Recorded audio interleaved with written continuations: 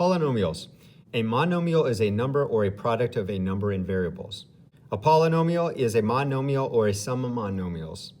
All coefficients must be real numbers, and the exponents need to be whole numbers, such as 0, 1, 2, 3, 4, and so on.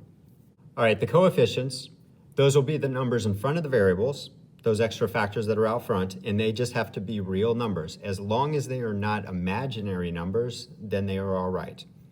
The exponents have to be whole numbers. That means that your x could be raised to the first power, the second power, the third power, or even the zero power. The zero power would just mean that x to the zero power is 1 and you don't actually see it. You cannot have negative exponents, you cannot have fractional exponents or decimals or irrational numbers. All right, so what we're going to do is complete this table with just some examples. For the first row, we're going to create a polynomial of degree 0. Okay, now degree 0 is going to indicate that we have x to the 0 power, that would exist, and that you don't have any x's to a higher power at all. Okay, so the only thing that we can get for a 0 degree polynomial is going to be a constant. Okay, and an example of constant will just be a number. Okay, we could have 5. That would actually be a polynomial of degree 0. But you can have any other type of real number. Okay, this could be the square root of 2. Or it could be a fraction. It could be 5 over 7. That would be all right. You could even use things like pi. That would be all right too. For degree 1, which we refer to as linear, must have an x to the first power and no other greater exponent. Okay, so an example of that could be 3x, let's say minus 4. A quadratic, degree 2, must have an x to the second power as the highest possible exponent. Okay, so for that we could do simply just x squared, or we could add a little bit more onto it. Let's call it x squared plus x. Degree 3 is a cubic. Is a cubic function. It will have x to the third power as the greatest exponent. Example of that, we could do 1/2 x cubed minus 15. Degree 4, x to the fourth is the highest. Have to have an x to the fourth. We could subtract x squared and plus 2. The name of that would be quartic.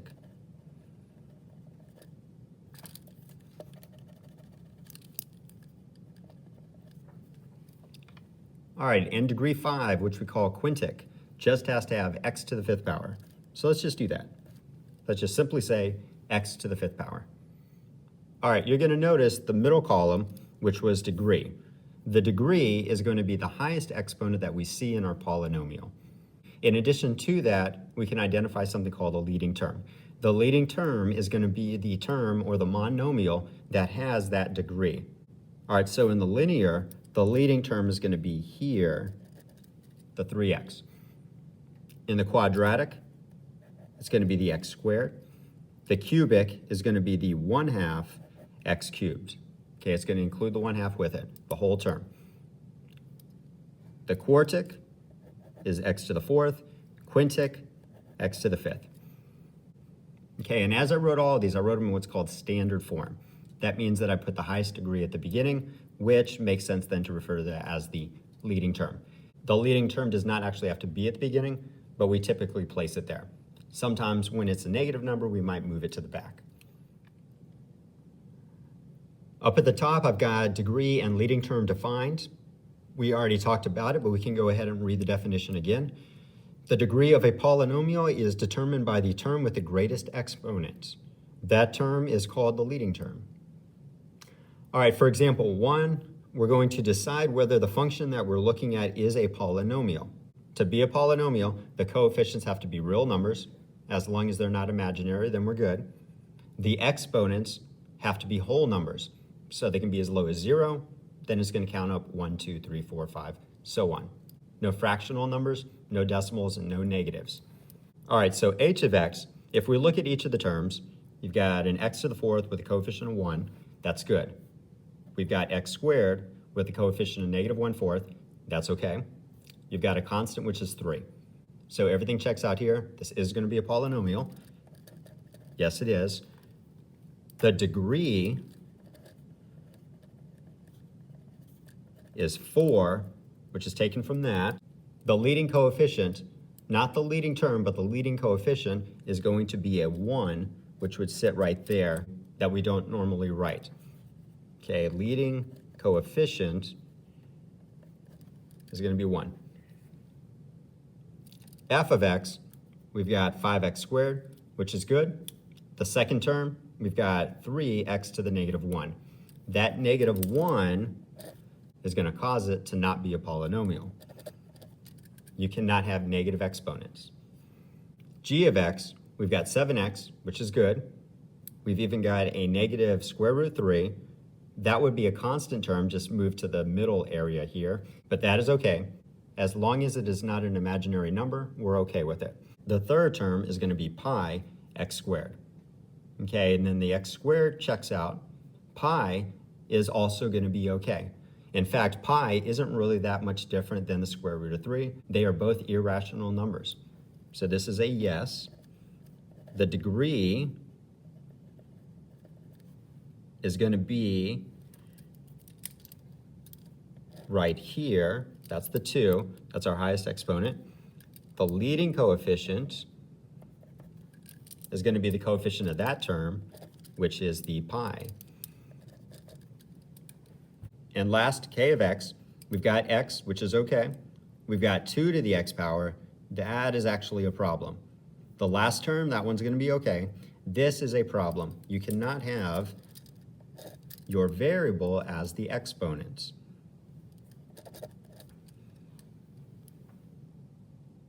For examples 2 and 3, we're going to look at a couple of techniques that you could use to evaluate a polynomial. Example 2 is a direct substitution. We have our function f of x, which is described as this, and we're going to evaluate for x is equal to 3. So basically with direct substitution, you just take that 3 and you plug it into the function. Okay, so we're going to get 2. Let's see, the 3 is going to get plugged in. I do like to use parentheses for this.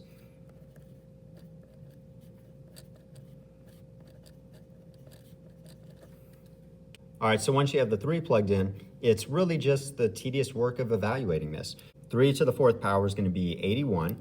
So you've got 2 times 81, which is 162. 3 to the 3rd power is 27.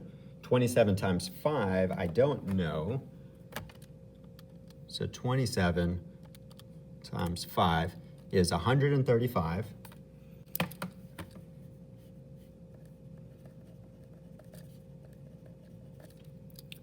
3 times 4 is 12.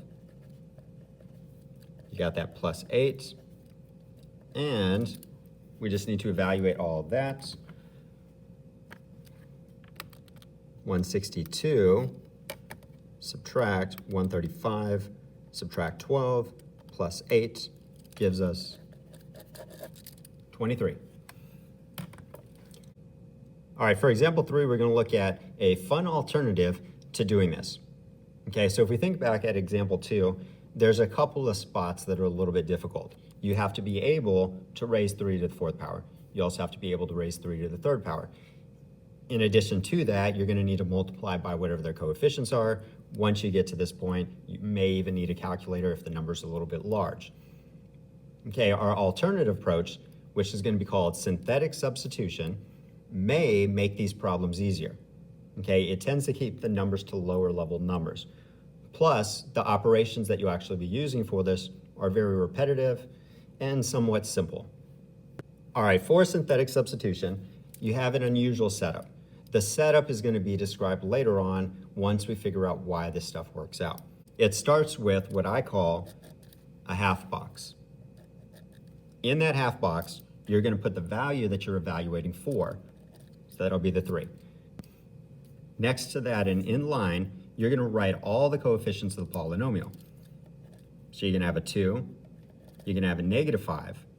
But right here, there's an important note. If you look at the polynomial that we started with, it begins with degree 4, goes to degree 3, and skips to degree 1. We don't actually have a quadratic term. Okay, so what we're going to do for that is insert a 0. it's going to be important that if you skip any terms, that you just put a little filler in, which is a 0. There's the rest of that. Underneath it, you're going to leave a blank row, then draw a big line. Below the 8, at the very bottom, you're going to make another half box. The answer is going to end up in that box. Here's the procedure. You're going to take your very first coefficient, the 2, and you're just going to drop it down. After that, you're going to go through a process of multiplying and add. That's it. You're going to multiply and add, multiply and add, multiply and add all the way to the end. You're going to take that 2 and you're going to multiply it to the 3, which becomes a 6. You're then going to add the 6 to the -5, which gives you 1. Okay, multiply, add. Once you do that, you're going to repeat the process with the 1. 1 times 3 is 3. 3 plus 0 is 3. Repeat again. 3 times 3 is 9. Then you got -4 plus 9, which is going to be 5. Repeat one more time. 5 times 3 is 15. And 8 plus 15 is 23. The same thing that we see here. The template that we use for synthetic substitution is just a convenient way of us to organize the multiply-add procedure that we go through. Okay, what I want to do in this little part here is describe to you that multiply-add procedure actually does make sense. All right, so we're going to start with a general quartic polynomial, degree 4 polynomial with all possible terms here.